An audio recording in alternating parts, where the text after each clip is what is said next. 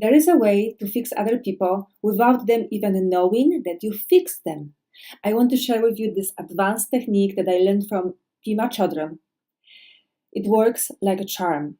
I really love this technique. I have been using it a lot in the past year, and it takes me only a few minutes right now to get it done.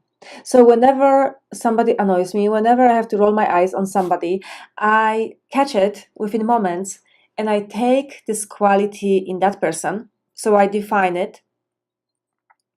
For example, why this person has to be so selfish, irresponsible, or childish.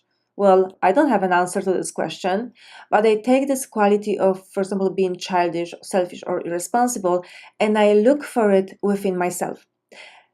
We have everything inside of us. It's simply expressed to a lesser or greater degree, but we have potential to be anything and anyone, and that includes the expression of those different qualities that people have. So, this is the first step. Define the quality that annoys you in the other person. Second step, look for that quality within yourself.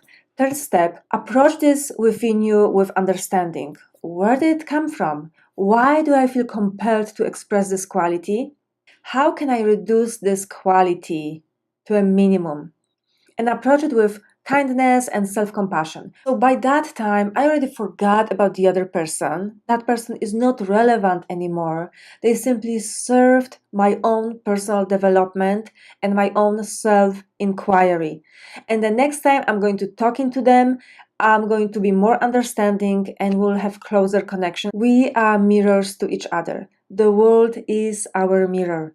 The thing is, the world reflects us, reflects the truth about us in so many different ways. So we have to find a way of understanding this reflection within ourselves.